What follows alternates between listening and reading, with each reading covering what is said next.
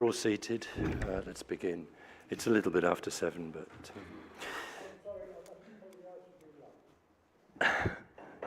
that's all right, Councillor Damon. Not a problem.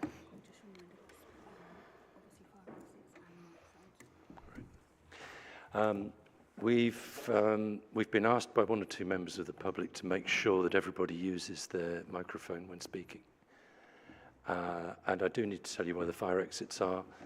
The double doors to this side of the hall are fairly well marked, and we would congregate by coggles in the event of an emergency. I believe we do have some apologies for absence. Mr Mayor, good evening. We have apologies from Councillor Wiles, Councillor B. Moises, Councillor Sharman, Councillor Lewis, Councillor Levers, Councillor Julie Pyatt and Councillor Leach, and also Norfolk County Councillor White. Thank you for that. Do we have any declarations of interest from members? On to item 3, to receive a presentation from the Borough Council of Kings Lynn and West Norfolk Housing Standards Officer, Jacob Medlock.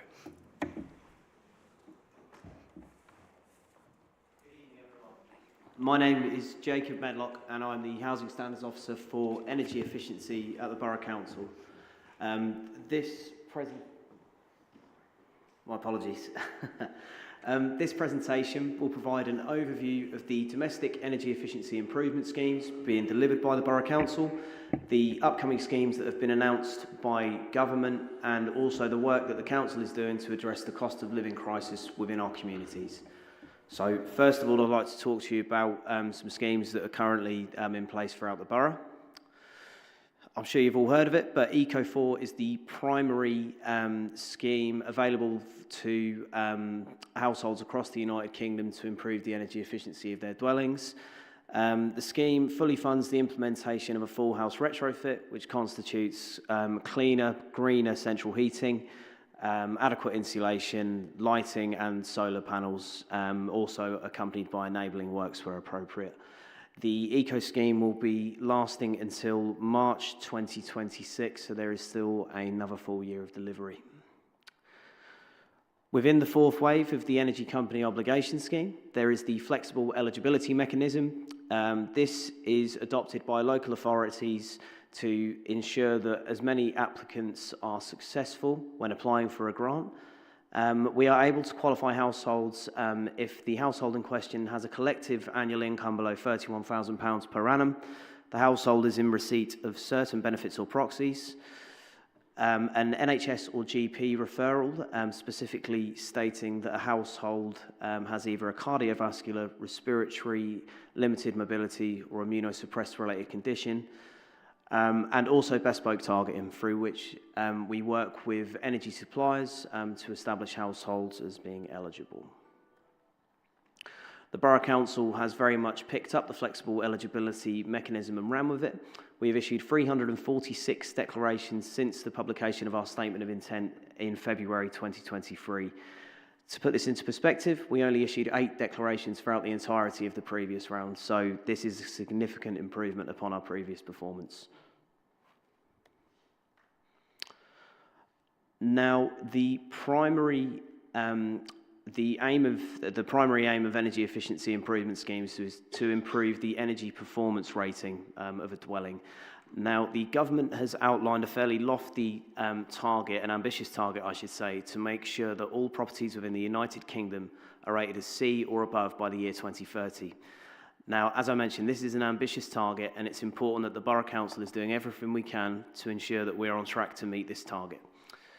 Therefore, logging the improvements made through the Eco scheme is pivotal, and so far we have been able to determine that 209 properties across Kings Lynn and West Norfolk have been improved to C or above.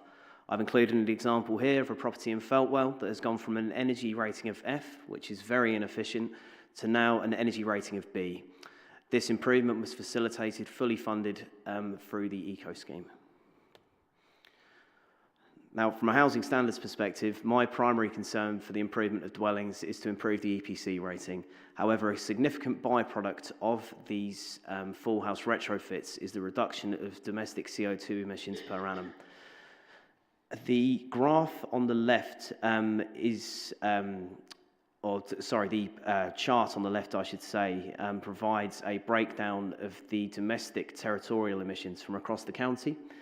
Published in 2022, it outlines that Kings Lynn and West Norfolk is actually the highest emitter of domestic CO2 across the county.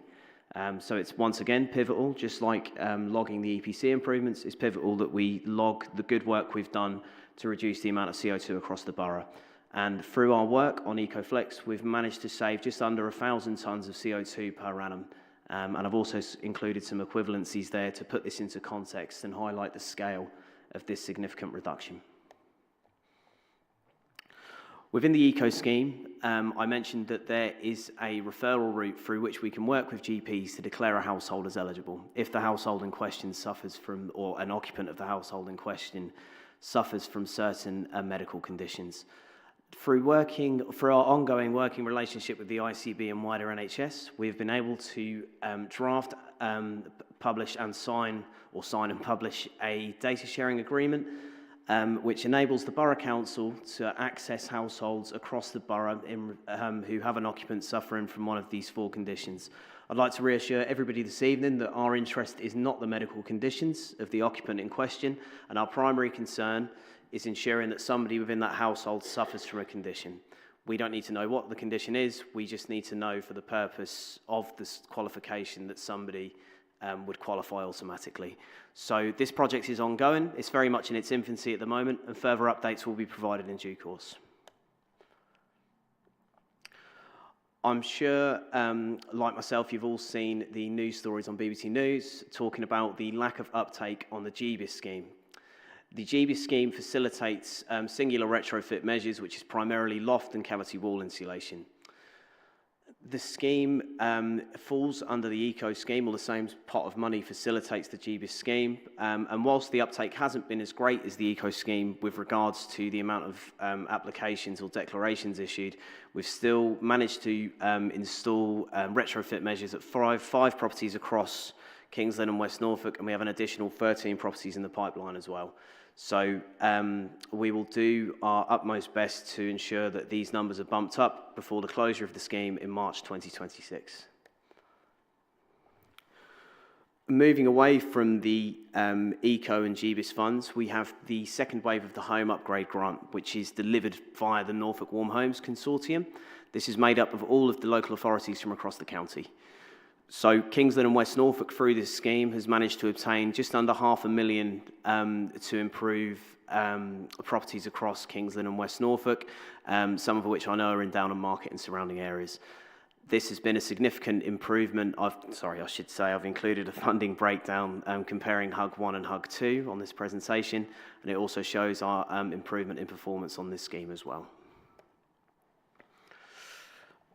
Now, whilst the Borough Council has been busy implementing the ECO, GBIS and HUG schemes in the owner-occupied and privately rented sectors, Freebridge Community Housing has been busy implementing the second wave of the Social Housing Decarbonisation Fund. Now, the SHDF scheme runs along the same premise as the ECO scheme and facilitates full house retrofits. As I say, Freebridge have been busy implementing this, and 167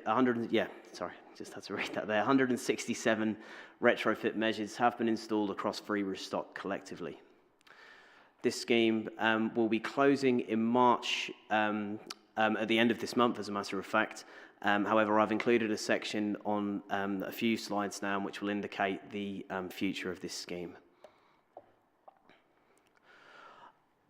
Whilst our current approach to identifying eligible properties for these schemes is proving to be very successful at the moment, we are always looking at ways in which we can identify properties as being in need of certain works in the absence of EPCs. Now, the most recent use of one of these methods is via thermal imaging technology. I've included an example of a property or a bungalow in Downham Market here, in which the occupant was complaining of cold temperatures throughout. Housing Standards and our environmental quality team went out and conducted some thermal imaging of the dwelling, and as you can see, The front and side elevations are indicating very bright colours, which essentially means that the external face of the wall is very warm, which means all of his central heating is flying out. This clearly shows that there is no cavity wall insulation within this property, and we have been able to make an automatic referral as a result. Now, I'm not going to read out every sentence on this slide because there's a lot I could go into here, but if anybody does have any questions or has any queries about any properties they're aware of that they feel as though could benefit from some thermal imaging, please do give me a shout. That's covered the schemes that are currently ongoing, and I'd now like to talk to you about these schemes that we have coming up. Replacing the local authority delivery and the second wave of the home upgrade grant schemes is the Warm Homes Local Grant. Essentially, it will encompass both schemes to accommodate full house retrofits to properties on the gas network and also off it as well. The qualification criteria has slightly changed for this scheme as well. So now Norfolk Warm Homes will be able to qualify properties living within income deciles 1 to 2. This is IMD data let me rephrase that. This comes from the indices of multiple deprivation data. In addition to this, households with an annual income below £36,000 per annum will also be able to qualify. This is a £5,000 increase on the previous qualification criteria. And also, households now that are in receipt of certain benefits, primarily universal credit and housing benefit, are now going to be automatically eligible for this scheme as long as their EPC is between the ratings of D and G. Now, in light of this, Housing Standards has been working with other internal departments in the borough councils to ensure that we're best assisted or we're best positioned to take advantage of this scheme and ensure that all the households across the borough that could qualify for this scheme are in a position through which they will be qualifying. So we've drafted some data sharing agreements and we will provide further updates on this scheme in due course. I mentioned about Freebridge and the work that they're doing on the Social Housing Decarb Fund, and this will be replaced by the Social Housing Fund, which looks to commence in April of this year.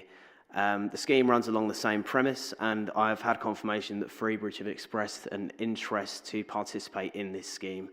As I'm sure you can appreciate, discussions are still ongoing about the practicalities and delivery of this scheme, so further updates will once again be provided in due course.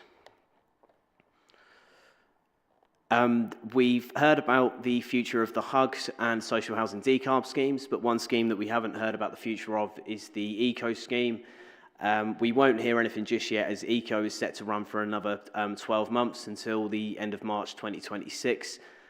So the chances are we'll probably hear something in the next sort of 6 months or so to describe the future on this. Rest assured, as soon as we know, we will make the Town Council aware. Now, I'm sure something that you're all aware of, and it's been particularly prevalent over the past few months with the colder weather, is the cost of living crisis. So I wanted to provide a few slides on the work that the Borough Council is doing to address the cost of living crisis within our communities. By now, I'm hoping that a majority of people living within the borough have heard of Beat Your Bills.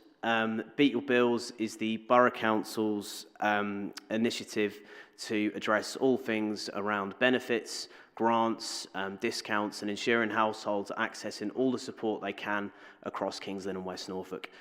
We initially started this event by visiting the 3 towns in the borough, Downham Market, Hunstanton and Kings Lynn. However, we've now expanded this to reach out to the villages and the smaller parishes within the borough as well.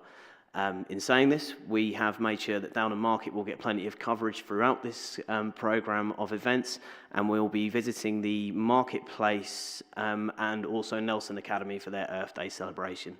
So please, if you are in the area, please come down. Food for Thought, as I'm hoping some of you have attended, is currently being run at the Eternity Church in Downham Market. This is taking place every Tuesday between 9:30 and 11:30 until the conclusion of this round on the 8th of April. Today, I think there has been a spring cooking tutorial at the Eternity Church, and next week it will be dietary alternatives in the interest of assisting families in making feeding their families more economical. This endeavour is being run by the Lily service, so if you have any further queries regarding this, I'd urge you to contact them. As a side or a carry-on of Food for Thought is the supper sessions, which will be happening in Kings Lynn. Whilst Food for Thought happens in the day, the supper sessions will be happening in the evening, hopefully encouraging a different demographic of attendees to attend. It runs along the same premise, and once again, if anybody has any further queries, please do reach out to the Lily service. The Warm Welcome Campaign, the Warm Welcome Campaign's ambition is for everybody in the UK to find a place of belonging and reconnection at warm welcome spaces near their homes.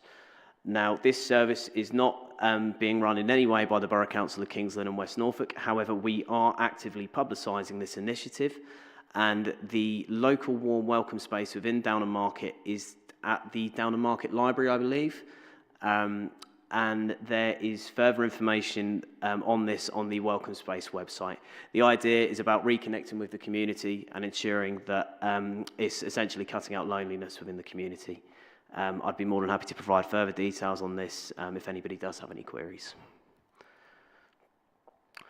Now, I've covered an awful lot there in a very short space of time, and I can also see that you've got around 20 items on the agenda this evening. So thank you very much for listening. If anybody has any immediate questions, please feel free. Otherwise, I've left some of my contact cards with Claire, and I'll be more than happy to get back to you in due course. Thank you. Thank you. Does anybody have any questions for Jacob? One question. Do you as a borough council visit people's houses with an inspector and check what they've already got? Yes, so if a... Sorry, what was that? Is there a fee chargeable? No, so the Borough Council, if a property is looking to apply for a grant, we will endeavour to go out and visit the property in the first instance. Councillor Damon. Without applying for a grant, just as an inspection to give them an idea where they need to improve. My apologies. Would you mind just using your microphone now? I'm just struggling a little bit to... Sorry. No problem. The question was, do you provide a facility for people to be inspected and give them results to tell them whether they need to apply for a grant for certain parts of it? Okay, well, in the interest of an EPC, which is that what you're referring to, an energy performance assessment? Yeah. Okay, so the Borough Council, we don't provide that service directly. However, there is a central government register which will enable households to arrange an energy efficiency check. We don't provide that service directly. However, if an applicant was to apply for a scheme and they don't have a current EPC, a retrofit assessment would take place which would cover that. However, if anybody has any queries, we'd urge any prospective applicants to contact us in the initial instance. Okay, thank you. You're welcome. Thank you. Any further questions? Councillor Dixon. Yep. No problem, Yes. Councillor Dixon. Okay. Thank you. Okay, thank you very Okay, much. Like thank I you, said, I've Jacob. left some cards with Claire, so feel free to contact me if you have any queries. Thank you very much for that. Thank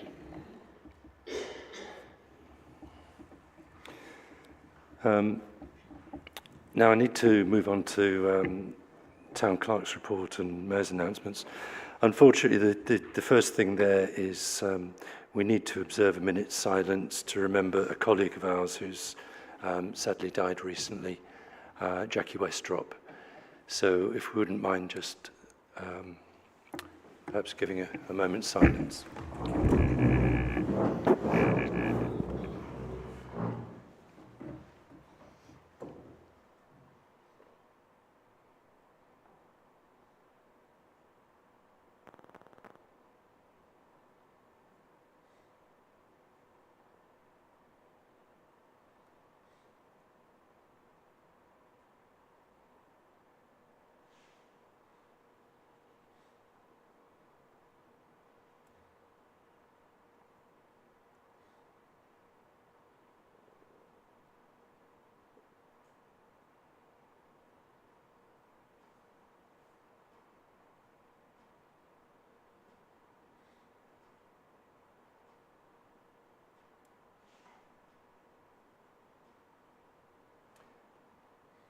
Thank you very much.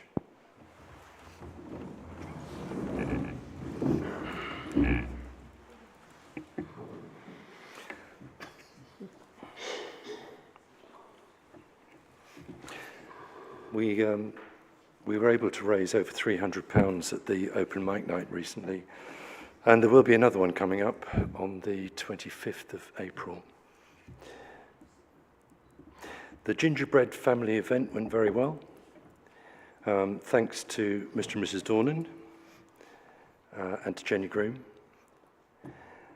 and of course to Claire Dornan for organising it. One thing I do have to say is there was an absence of counsellors. When we put on these events, we need more volunteers, we need more counsellors to actually turn up. I appreciate those who work full-time might find that difficult to do, but I'm sure we could do better than we are doing at the moment.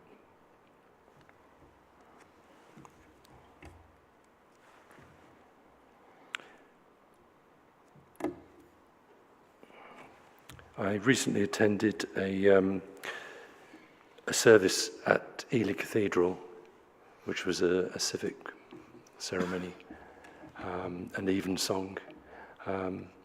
And if you haven't attended something like that at Ely, it's well worth going. I think that's everything I need to mention at this stage. Anything else to go on there?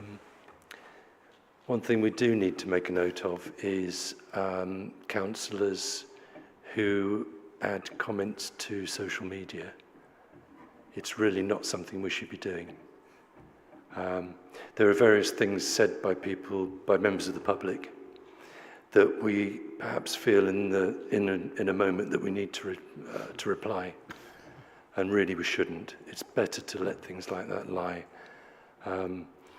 If there needs to be an official investigation into something, we need to do it, but not be judged by social media. Was there anything else? No, from myself, I just want to just follow up on what you said regarding the gingerbread family event. Just so that councillors are aware, we had over 70 children attending. We actually had 106 that were booked, but on the day we had 122 people in total attend because we hadn't hit our maximum. We allowed obviously a few more to come in because we had space, but they weren't there for the whole 4 hours. So 106 is what we've replied on our grant form. And I would just like to say thank you, obviously, to Councillor Lane, to Councillor Hobbs for coming to the event, and obviously Councillor Lane was there helping out for the full 4 hours, and also to Chris, our caretaker, and to our Administrator Lucy, because without their help it wouldn't have happened. So thank you very much. Thank you, Claire.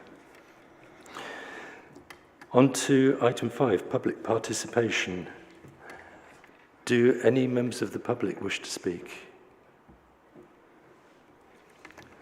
Thank you. Would you like to step up to the microphone?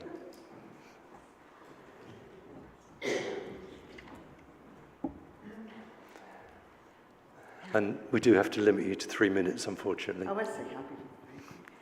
Thank you. Right, yesterday I heard some quite disturbing news about the new development at the top of Rouse's Lane.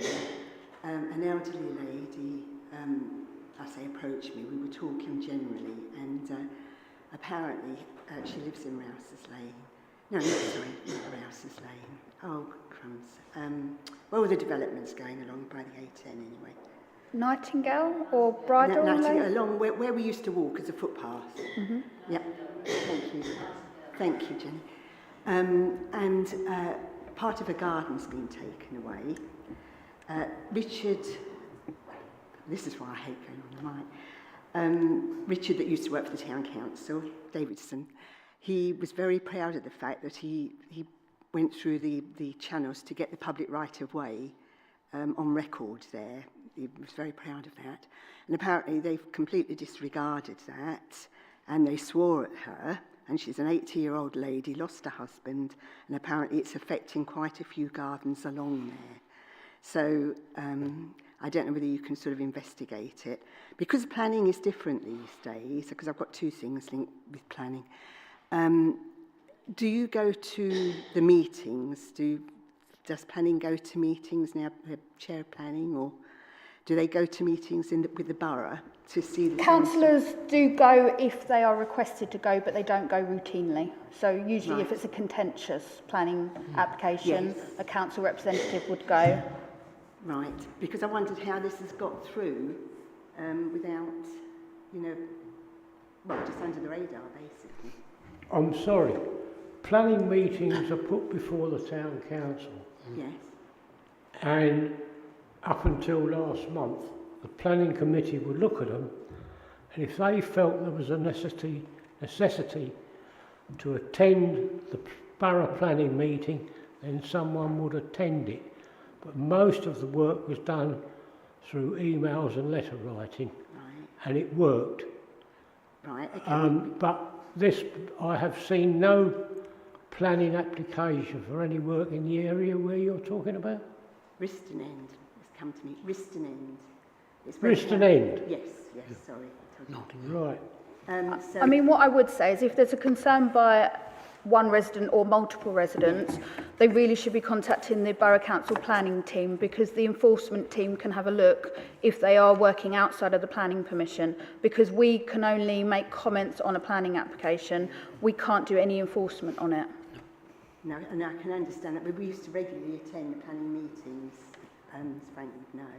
But it's just the fact that this has happened, it seems to have just gone under the radar somehow, and the way the lady was spoken to, you know, I find it quite disturbing, that was all. No, I agree. They definitely shouldn't have been sworn at. No. But without obviously having the application in front of me, looking at what was commented That's before. fine. I think it needs investigation anyway. And can I just follow on from that with the other... Can I just ask, are you going to ask the members of the public to contact the Borough Council, or are you going to ask them to contact us so that we can pass on the details? Right, well, I've said she should contact you. Okay, And perfect. she's very nervous about it. But the other thing is now, I read on the notes that it was planning is going to be done through the main committee now. So if something does arise, how do you work out, how do members go to the planning committees if it's done through full council? So we've got one in tonight, which is obviously Yes. coming to full council, and then public, as they would at committee level, have a right to speak on the matter. Right, okay, all right. Right, might see you privately. Okay, then. Thank you. Thank you very much. Does anybody else wish to speak? No. All right. Raise a point just on what the lady says there. Yes. She's actually saying that the builders are the... Is your microphone switched on? Oh, sorry. I'm just trying to clarify. The lady was actually saying that a public right-of-way, which takes you across Nightingale to get into Denver, that the developer is restricting people from using that public right-of-way. Is that what she was trying to tell us? Because Yes. that's disgusting. I agree, but without right-of-way. obviously enforcement looking at what has been approved, where the right-of-way is, we can't make comment on it.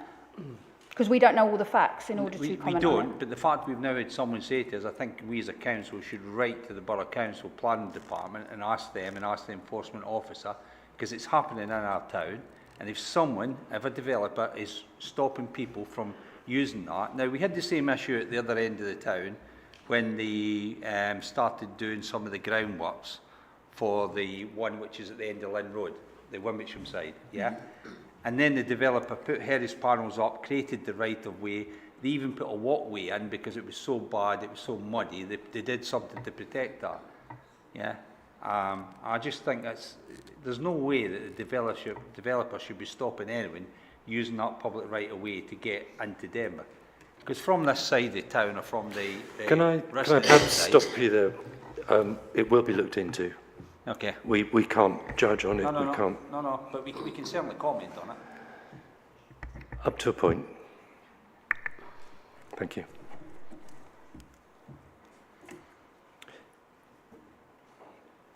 Do we have a county councillor report? No, he's given his apologies, but he given- has sent his report and I've emailed it round.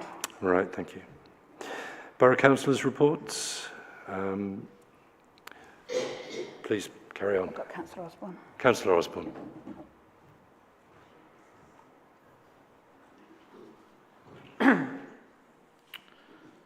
Thank you, Mr. Mayor. I'll just speak briefly on the budget that the Borough Council passed recently, obviously, because that's taken up most of our sort of time in the last couple of weeks. I think while I voted for it, I was relatively happy with it.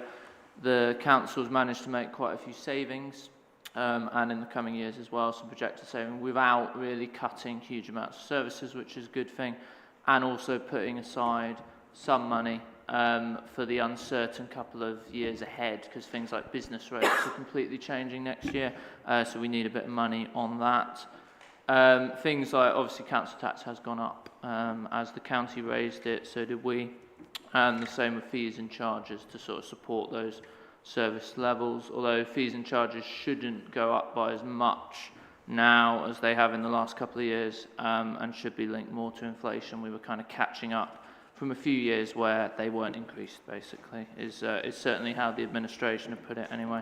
And I was pleased to see, sort of personally, the Labour group put forward an amendment and it was passed. So we've got several measures there, some in Lynn, but also a proposal for a sort of van or bus to work with Alive to go around to the borough and villages and parts of towns to offer sort of health and wellbeing activities for children or for older residents as well. So overall, I'm pleased to sort of take part in passing that budget. We also had quite a lengthy discussion at the meeting around council allowances, and I was one of those who voted against the quite large increase in the basic allowance, but there we go. On devolution and local government reorganisation, obviously next couple of weeks we'll have quite a lot of news on that, but you know, we're still looking at the 1, 2 or 3 unitary council option, so decisions will start being made, and obviously we'll all look out in the media in terms of that.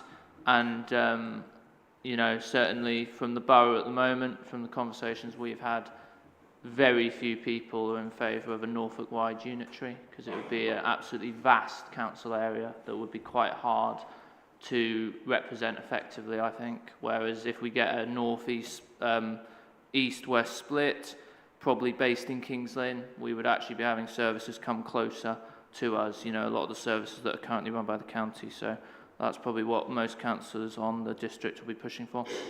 And obviously, some of you will be already aware, but there is a consultation at the moment on the mayoral devolution package.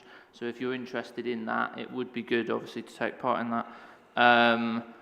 And then I also just had an email through from the Borough Council today about just a notice that the Great Ouse Bridge will be closed Saturday the 15th of March to Monday the 17th of March in the sort of night, and then across all Sunday. So just a notice there.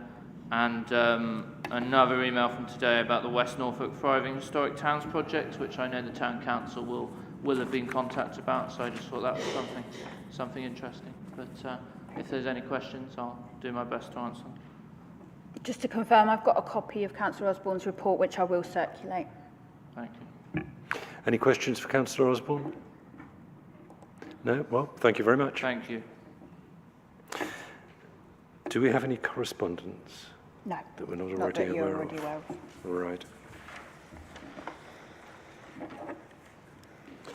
Item 6 is to approve the minutes of the full council meeting held on the 18th of February 2025. I'd like to propose we accept those minutes. Do we have a seconder? Councillor Buxton? All in favour? Councillor Dixon? Abstain? Yep. Councillor? Okay. Thank you. Passed. Item 7, to accept the recommendations within the minutes of the following committees. Nope, sorry, that's been withdrawn. Item 8, to discuss and agree council response to application received from Borough Council. So councillors, you have a planning application to comment on regarding a single-storey extension to the side of dwelling at 41 Wingfields, Downham Market. This is inside the Wingfields estate and it sits okay within the plot from our opinion in the office. Any comments on that application? May I suggest that we approve this planning application? Is that a proposal? That is a proposal. Thank you, Councillor Diamond. Councillor Dixon is seconding. Thank you. Are we all in favour? Yep. Recommend. Thank you. Thank you. Item 9 is to discuss and agree council response to Kings Lynn and West Norfolk Local Plan 2021 to 2040 and the publication of the Inspector's report. Has been circulated, is a very lengthy document that has been worked on for a number of years, and certainly the whole time I've been on the council, which is 7 years. It's up to you whether you wish to make a comment on it or leave it. Are we happy to leave things as they are? Yeah. Thank you. Do you need a proposer for that? If you wish to, Councillor Diamond. Looking at the time scale, I'm afraid I would have to abstain from voting. Should we just leave it with...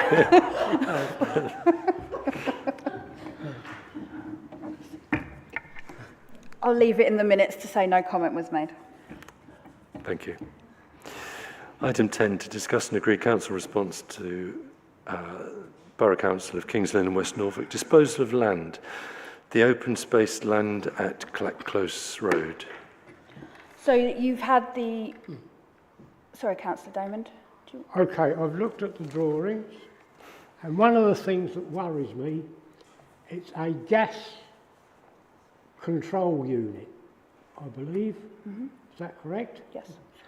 That there is a public footpath walking right beside it. Now, if that's the case, I think some notices should be put on it regarding people smoking and puffing on artificial cigarettes. That, because of the nature of the products that come from it, because it's a device that allows for express discharges if there's overpressure in the system. But it should have notice on it warning people that it is a gas discharge area. We can certainly comment on that. I would expect there to be signage in place anyway, but we can certainly It is make right that. next door to a public, and I'm a bit disappointed. It doesn't state that they're only having the piece that they're going to build on. Does it include the whole of the green?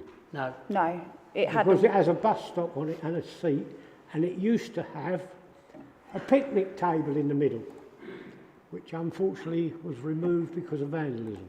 I would like to see it replaced though. Okay? That's my only comment. So do we recommend acceptance of that with the proviso that... Sorry, Mr. Mayor, can I make a comment? Yes, of course.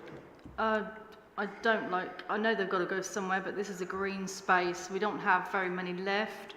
As Councillor Damon said, it's a public area. I often see people walking into town, just having a seat. It's next to a care home. I don't agree with this, I'm afraid, so I will be going against this. Thank you. Any other comments? I think it wants looking at elsewhere. If that's a good fair comment to put it. Do we have a proposal? I'll propose that. Recommend refusal of... Yes, recommend against, refusal yeah. and look for elsewhere to put it in a better defined space that don't sit in the middle of a pleasurable area. And we don't lose another And Councillor area Lane, for the privilege of the people of Downham. Councillor Lane, you're seconding, yeah? Thank you. Are All in we- favour of refusing? Are we all in favour of Support? refusing? Councillor Dixon? Councillor Brewer? I'm Councillor against the Hobbs? proposal too. Lovely, thank you. So it's passed. My proposal. Right.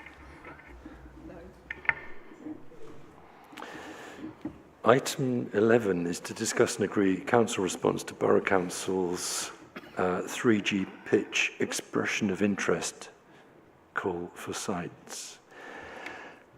We need to be aware, because there's quite a bit of work involved in expressing an interest. Are we actually going to go forward on this? Are councillors actually interested in having a 3G pitch? Bearing in mind the difficulties that we're likely to incur, not least of which is how we finance it, or how the football club would finance it, perhaps in conjunction with the council. Do we have any comments on this? Councillor Damon. Question. Have we had a estimated figure of what it could cost that is true, please? We've only had the figure that... All I've seen are guesstimations.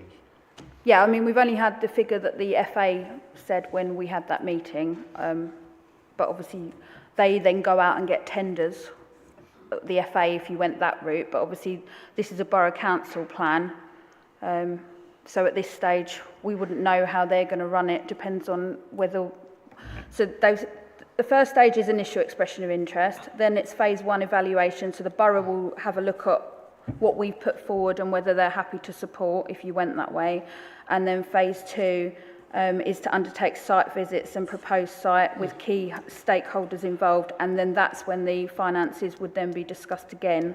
But it is still in recommendation with Norfolk County FA and the Football Association. So I would imagine the figures are going to be similar to what was quoted when the FA met us. Thank you. Councillor Dixon. Yeah, in terms of the cost, the Football Association only use a very small number of subcontractors. So when they tell you it's 900,000 for a pitch of that size, the one that's described in the consultation document, it will be very, very close to £900,000. If it's what they call a stadia pitch, which is the next size up, it's about 1 million to 1.1 million. There's a number have been built in Norfolk in the last 2 years. One's just been opened at Wisbech St Mary, one's just been built at Attleborough, and they've all came in cost. I'll be honest with you, they give you at 900,000. If you did it privately, you'd probably do it yourself for 700,000. The FA pay a premium like all authority bodies. So that's how they control the cost. That's how they know how much it will be. Right, yes, from past experience. It's still... Councillor Burrows. What's the deadline for this expression of interest, please? 21st of March. Right, are we able to, I think because we are very light on numbers tonight and it's a big thing for the council to go forward, that can we discuss it at the next meeting or the one after that? When's the next? The next meeting is the 18th. Oh, so it leaves you It leaves it very tight for the office to do what we need to do, but... Yeah, well, we are what we are. I'm worried that we're just going round and round in circles, asking the same questions and taking more office time up. Well, at the moment, we're just expressing an interest. But that in itself takes up man hours. I'm not sure, what the process will be. It's quite lengthy, I understand.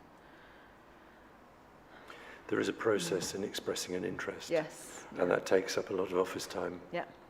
And I'm concerned that there is no plan in sight. There's no way we can raise the finance unless perhaps Councillor Dixon has other thoughts on that. The expression of interest, and if Claire wants me, I will do it on behalf of you, so you don't have any office time to do it. No, we'll do it in the office because Okay. that's the way it has to be done. So it's not a particularly onerous document. I've filled one and I've already done it. So anyone can express an interest. It doesn't have to be. You can just tell the council or tell the Football Association and the Borough Council that there is a piece of land that has the potential to be used as a 3G. That land will then go onto the register. They'll arrange a site visit, they'll come and do it, they will assess if that site is fit. I actually believe, as a council, you've already done this, because you've had a visit from Ian Grange, who's the Norfolk County Grants Officer. He came and did a site visit at Rouse's Lane. So I think you've already done the first stage of this. I would raise that as a question rather than actually go through the whole process again. I think you've already done this. I mean, I would say the Borough Council are leading this for everything, so I would say if you are interested in doing it, we'd be better doing it. Because they're trying to run it for everybody rather than having different parties. So I do believe that if you are interested, you will need to do it through their formal way, otherwise you risk missing the chance of being reviewed. My only question is, last meeting, there was a proposal put on the table to meet with what would be our main football provider, and council decided they didn't want to meet with the other football club. And I'm a bit confused with that. I don't know what council want, which is why I asked the mayor to give guidance on, is this what council want? Because a bit like the electric vehicle charging, hours and hours were spent on that. And then suddenly council changed its view. And I mean hours. And what I don't want to do is spend hours and hours on this if the actual view of council is they don't want to do it.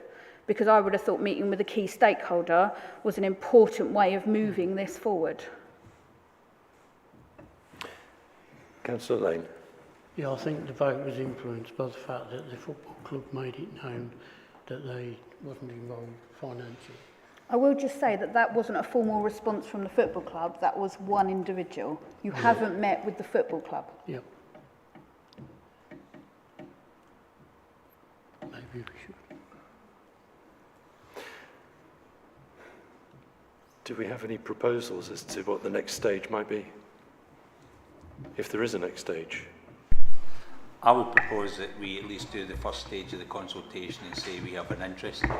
The reason for that is that the consultation document we did, and I can't remember how long ago it was, but it was August, September last year, about Rouse's Lane and the future use of Rouse's Lane. There was a significant number of the comments on that consultation document which says they wanted to see a 3G in the town, and they thought a 3G pitch was a facility that would be really useful for the town. So whether we end up with one or not at Rouse's Lane, I think we should at least say we have an interest and explore that interest and see what has to be done to make it feasible for us to have a 3G there. I'd second that. Are we all in favour of that proposal to express an interest?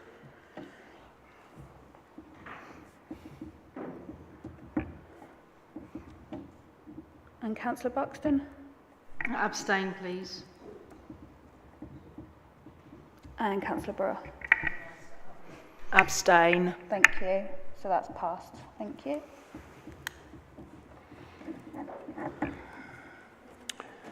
Item 12 on the agenda tonight is to update councillors on upcoming events, agree actions and confirm councillor attendance. With so few councillors here this evening, it might be difficult to get some sort of commitment from councillors. Do you want to run that for the meeting on the 18th then? Should we postpone that till the 18th?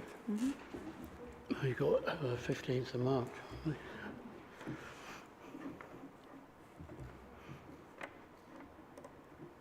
Could those that are present, if you don't mind, Mr Mayor, for 12.2 St Winald's, could you just advise whether you will be present at that parade, because that is on the 21st of March and the office need to order the food for those that are attending? Could I have a show of hands if you are attending? Can I ask about the day and the timing? Because that will determine when I'm available. Yeah, so it's the morning of the 21st of March. Sorry, without a diary, I don't know what the 21st of March is. I don't know what date it is. It's a Friday. I'm sorry, I work on a Friday. Sorry, Claire, I'm going to say yes, and I'm going to swap a day's work. I'm going to say yes. Yes, perfect. Yeah. You're there, Councillor Lane? Two, yeah. Councillor Hobbs, you'll be there, obviously. I'll be there. Councillor Perkins? St Winald's? Yes. Councillor Buxton? I'll be working, unfortunately, otherwise I would. Councillor Damond? Okay. Councillor Brewer? Many apologies, but I will be at work. Okay, lovely. Thank you very much. And just to confirm, sorry, going backwards, but the evening with Colin Bell for the 15th of March, just to confirm that there was huge support from the community and all the tickets are sold out. Right, that's good news. Lovely.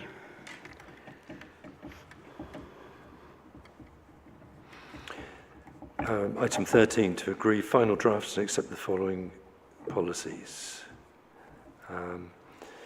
So the first policy, Councillor Damon.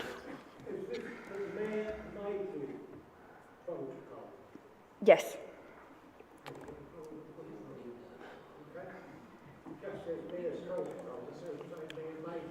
It's more than just the mayor making, Yeah, includes his job. but it includes that. So the policy is titled out Role of the Mayor and Deputy Mayor Policy. Yeah, their job.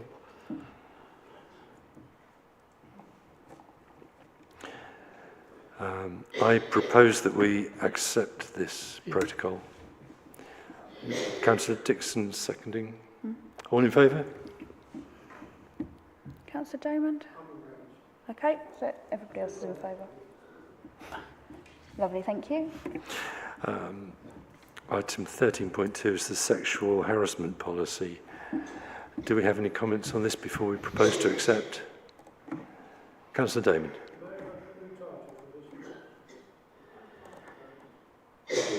Could you turn on your microphone and let us know what the proposed title might be? The title is Downham Market Town Council Sexual Harassment Policy. The title has remained unchanged.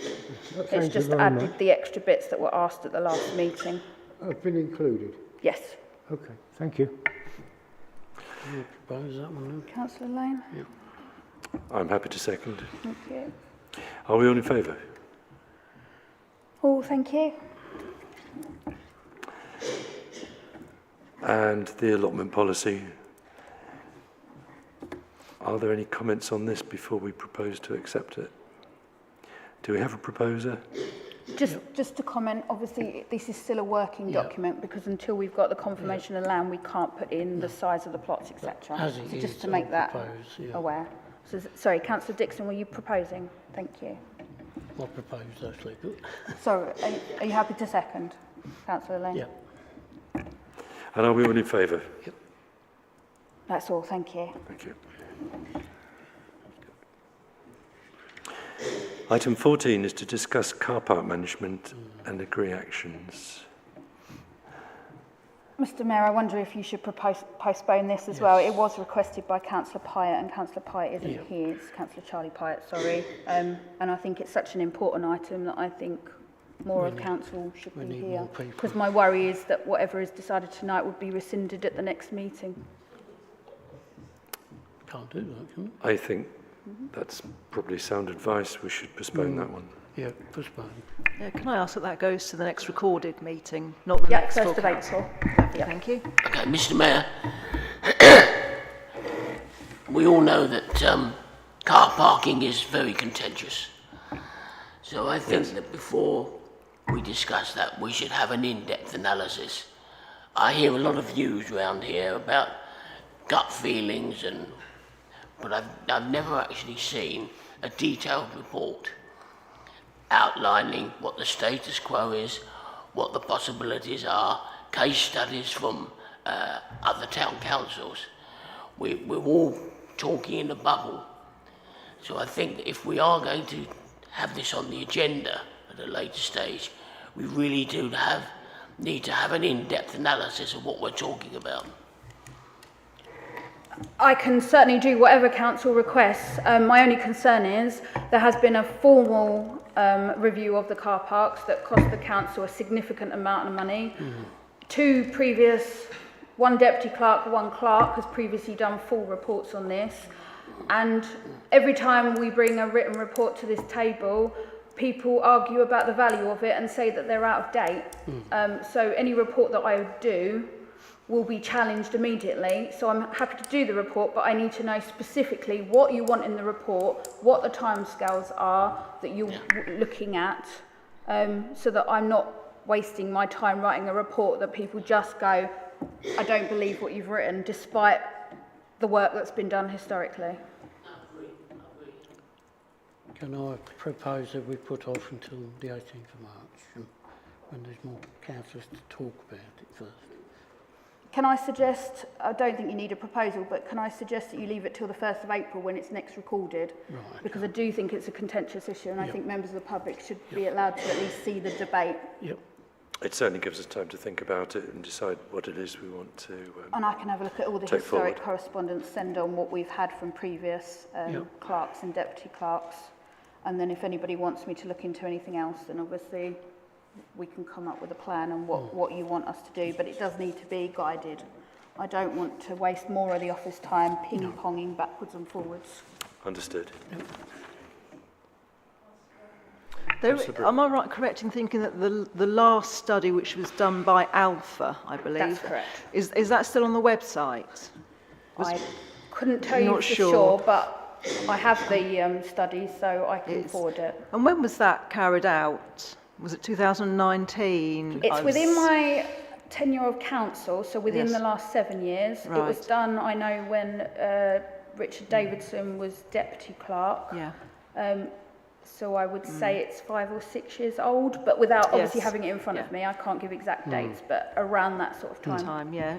Can I ask that maybe it's put back on the website for all councillors to look at and the public as well, because it was quite an in-depth study that was done. I'm pretty sure it's 2019 that was done, just before, well, the year of COVID. Yeah, I can put it on the additional documents Yeah, page. so it's there. That's the most recent and up-to-date study, and that cost quite a lot of money to have that done. It was in depth and good. So, That sounds thank like you. a very good idea, and at least circulated to councillors so that we can consider it before the 1st of April.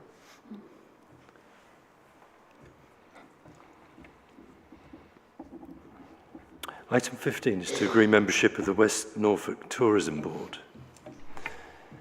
Mr Mayor, as you'll know from last meeting, Councillor Lane and Councillor Buxton both put themselves forward, but they weren't aware of availability.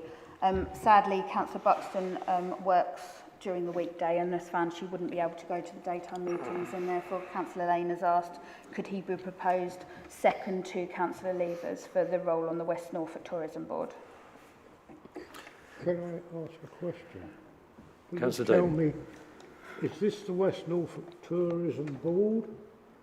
And where did it come from? Because the one I knew was called the West Norfolk Tourism Forum.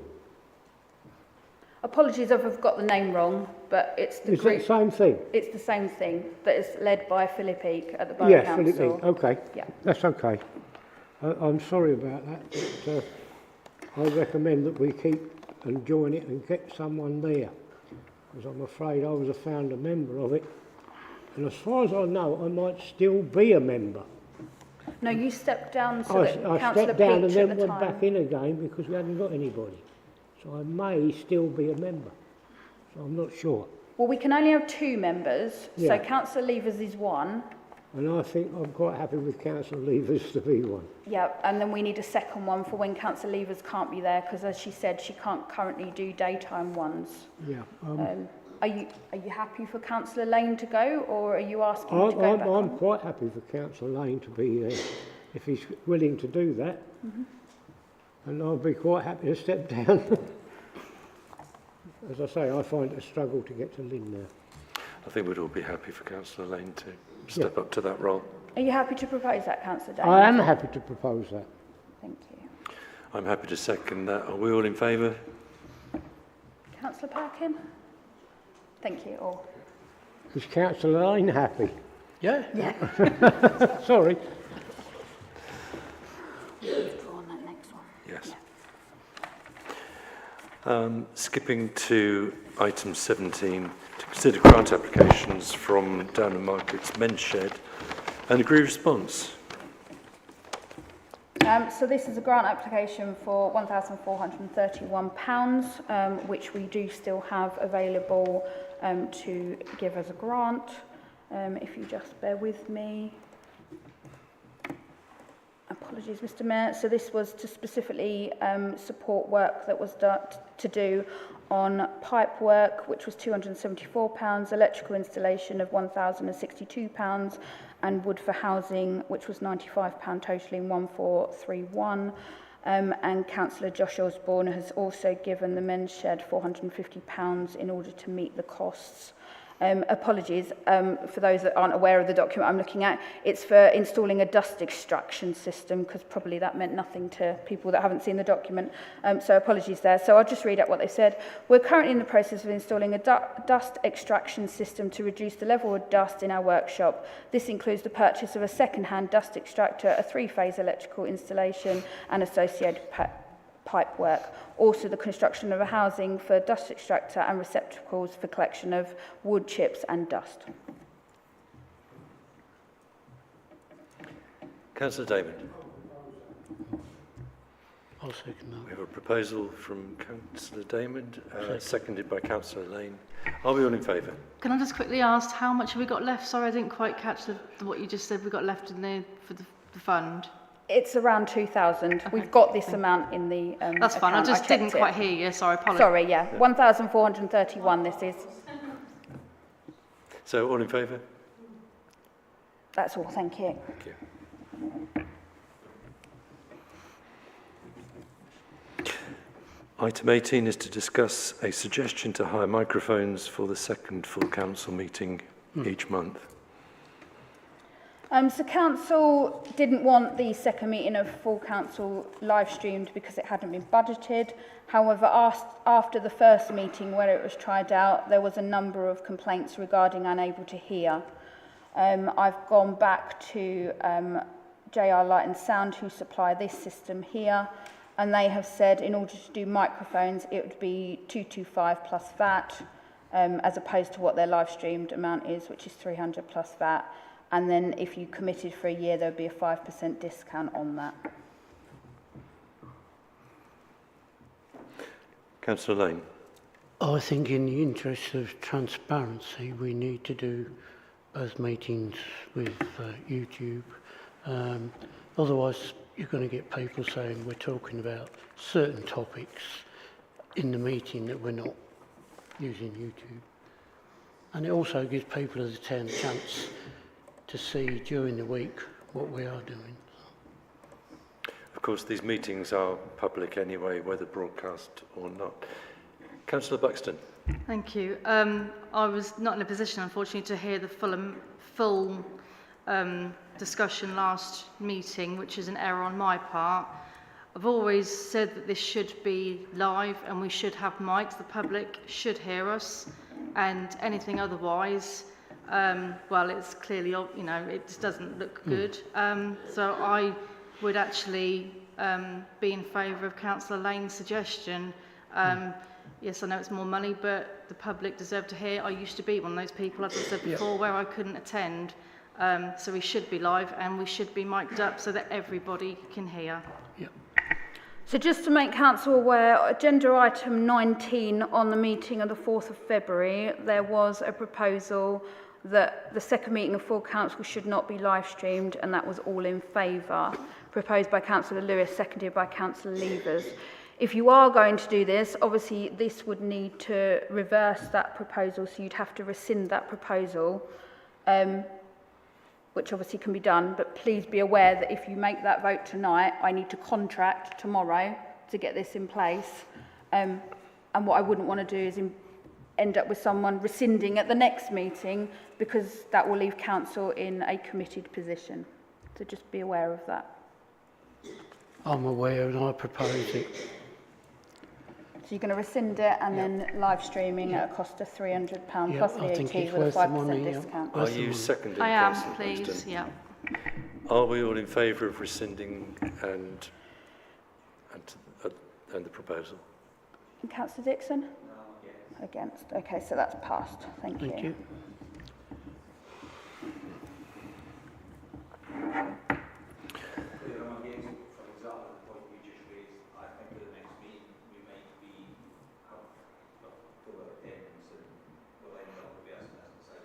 Yeah. Well, that's what I'm making council aware of. I will be signing a contract tomorrow to commit to that, and therefore, obviously, if you rescind it, you will be subject to the full cancellation fee, which I would expect from any contractor. So, yeah. Item 19, do we have any councillor questions? Councillor Damon. Time to thank the staff of the council for their efforts and integrity in looking after us as councillors in the previous year, or the year we've just come through. If I don't get a chance to tell them next time. Thank you. I agree. I second that. Couldn't agree more. Thank Well you. said. Well said, yes. Thank you. One more item, item 20, to note the date of the next full council meeting, which is Tuesday the 18th of March. 7 p.m. in the town hall. YouTube. Well, assuming the contractor can do the 18th, but yes, Right. Meeting closed at 20:08. 20:08. Thank you very much.